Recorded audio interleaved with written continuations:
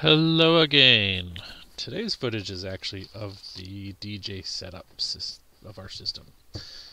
So we had a 50th anniversary celebration that we were hired to provide lighting, backdrop, and sound reinforcement. And this was done just at our local church house. And this is actually the first time we've had the chance to actually record the setup especially of the backdrop, which was kind of a good thing. We tried doing it for my daughter's wedding, but the cameras died, and then we forgot to do it when we did a talent show. So at the moment we just have to unload the trailer and bring everything in, and then we'll go about transforming the room. We didn't do any footage of the event itself, but we did get a couple of photos that we'll put at the end.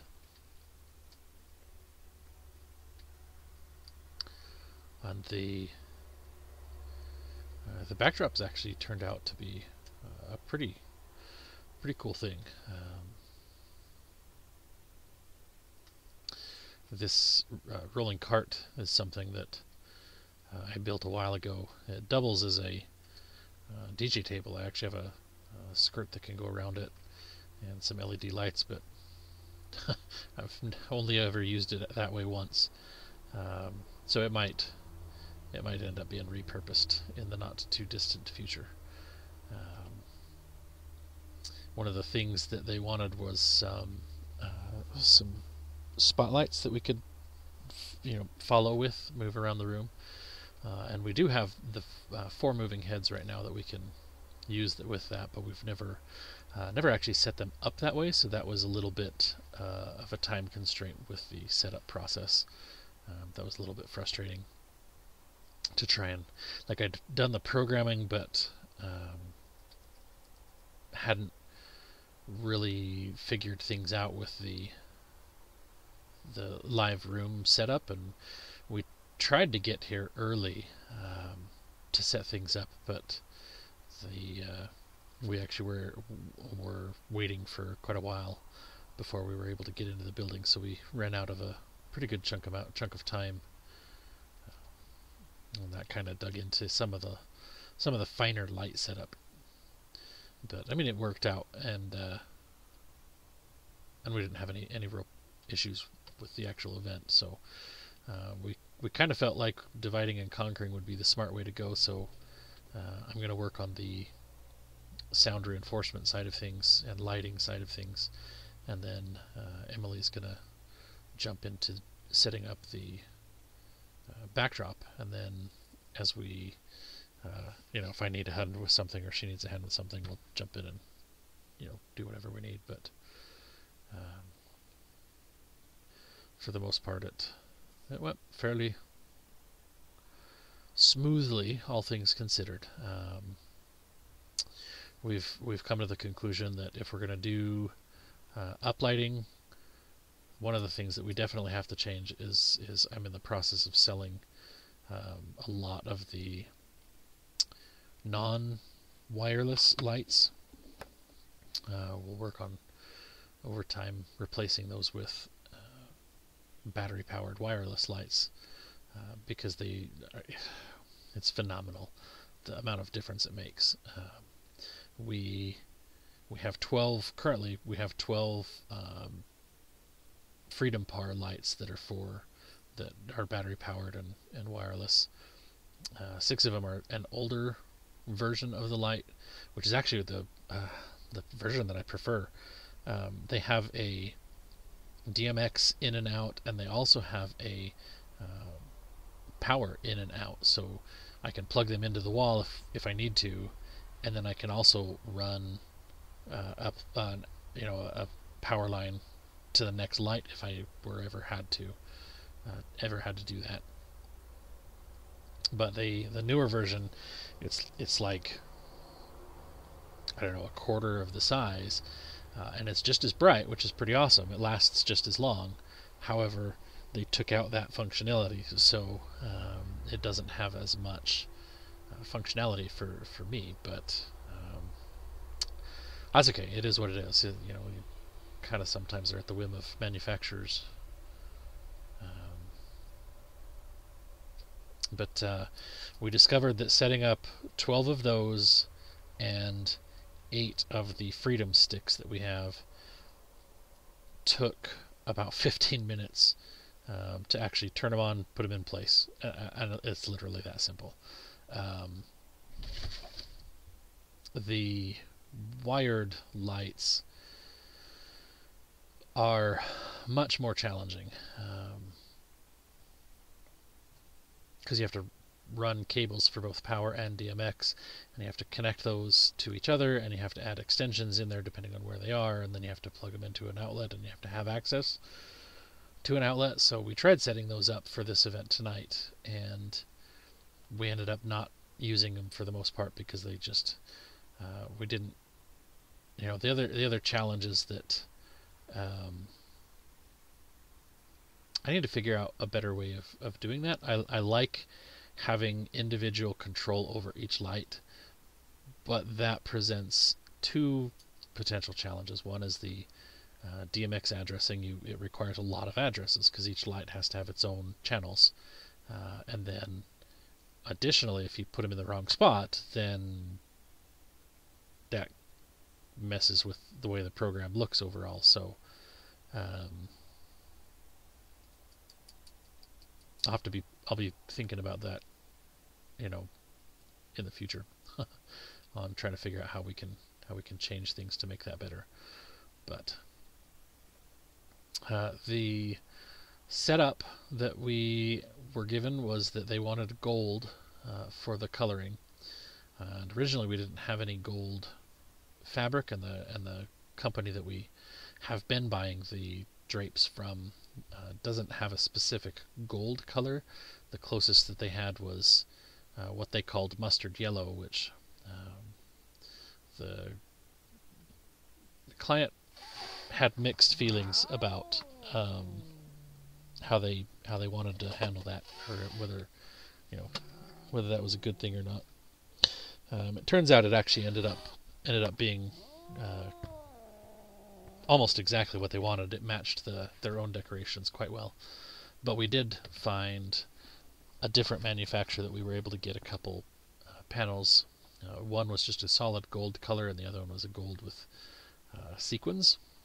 And Emily hates sequins almost as much as I do.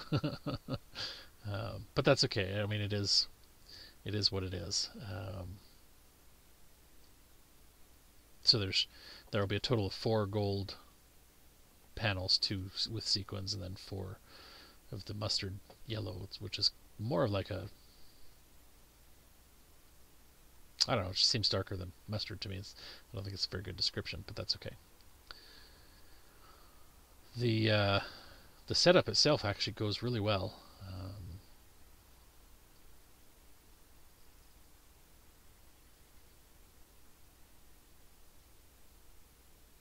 And we ended up tying a couple of the drapes together, which actually worked pretty well.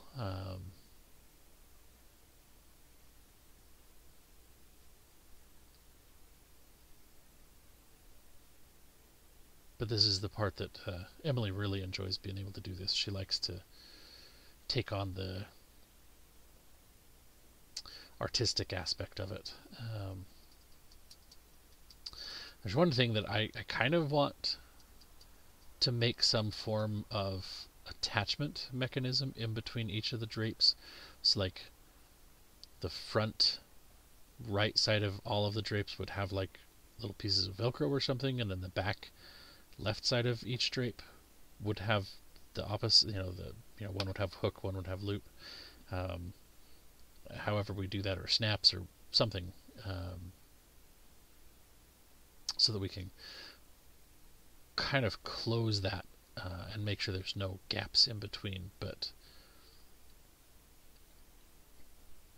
Emily's a little worried that if I did that, then there'd be dark spots, which would only be an issue if we're doing the uplighting and specifically doing backlighting behind the drapes, which isn't always going to be the case, but I don't know. We'll have to just kind of play with it.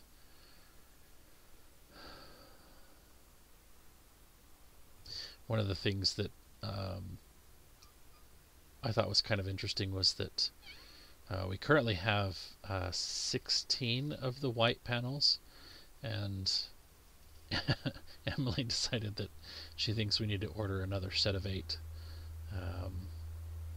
Because if we're doing the full width, so we've actually got 3 10-foot sections in the back and then 2 10-foot sections for the front. And so that's a total of 50 feet. And with, if they were spread out as wide as they can,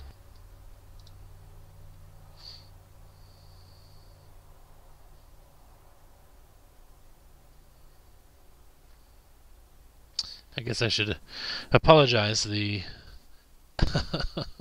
the GoPro mount is not sticking to the table very well. But at this point I was a little occupied and didn't notice that it was, fallen again.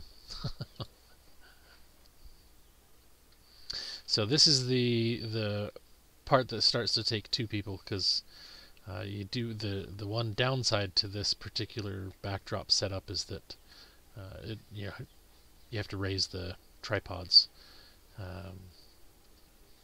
which isn't difficult. It just takes 2 people and a little bit of coordination. I'm still trying to figure out the best way to connect the extra pipe sections for when we want to do multiple sections like this. Right now they're just tied with some string.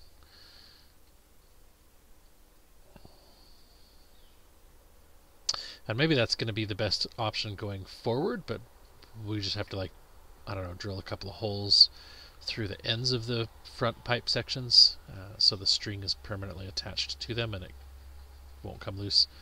I don't know. That's just something we'll have to think about. I do also want it to be something that can be undone quickly, so some form of quick release knot would have to be used or something. I don't know.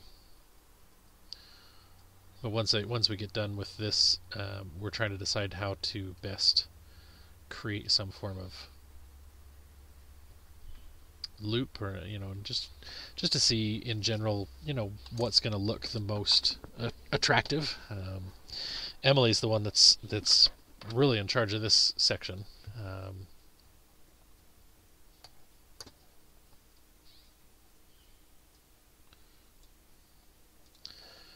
But it's a good partnership that we have. She bringing that up in the center was something that I suggested, and she played with it, and I think it came out and looked really well. Draping some of them was her original idea, but for instance, when we had the 2 sections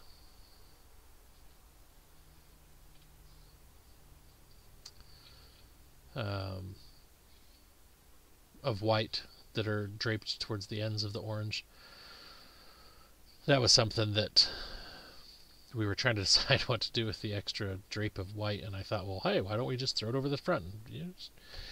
So it definitely is a collaboration, which that's one of the things I like about Emily the most, is we actually have worked together in a lot of different scenarios. We've been employed by the same companies at different times, and for the most part we do get along and work really well together. I just always have to remember that when I'm when she's helping me, I need to be more vocal about what I need so that she doesn't feel like I'm wasting her time. If she's just standing around waiting, that kind of a thing. But that's something you have to. It's part of being married. Part of having relationships in general with people is you have to be willing to communicate. You have to be willing to actually talk about things. And I guess I feel like our society is losing that capability, especially when it comes to politics. Oh, wow.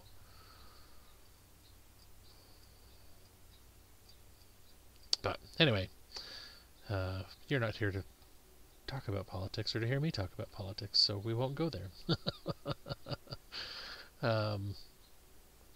Yeah, the backdrop's been a really big bonus to have.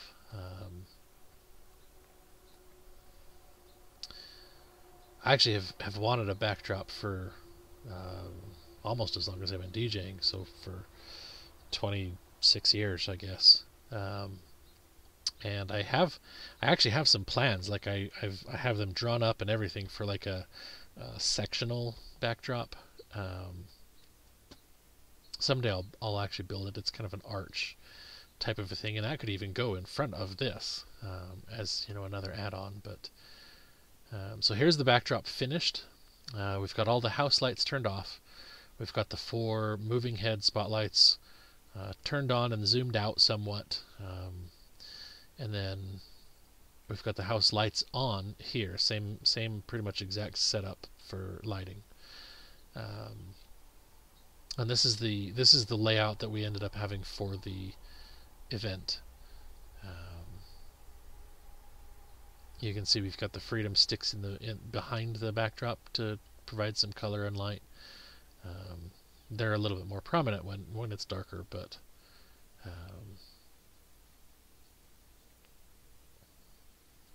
we ended up they ended up draping some signs and things. It was an interesting celebration that they did. They called it a Mimi, a representation of ancient heritage, and had a whole sort of I guess a cross-religional thing.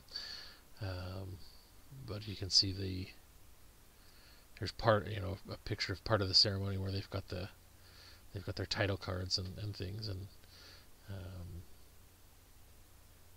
it was a very interesting thing to watch. I've never actually seen anything quite like it before. They had a speaker and a couple of different speakers at different times, and a bunch of different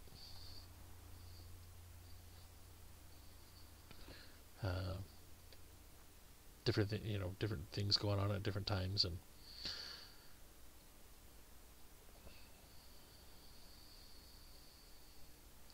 then we'll get a little bit of a close-up here next, and you can see changing the colors really dramatically changes the mood and feel.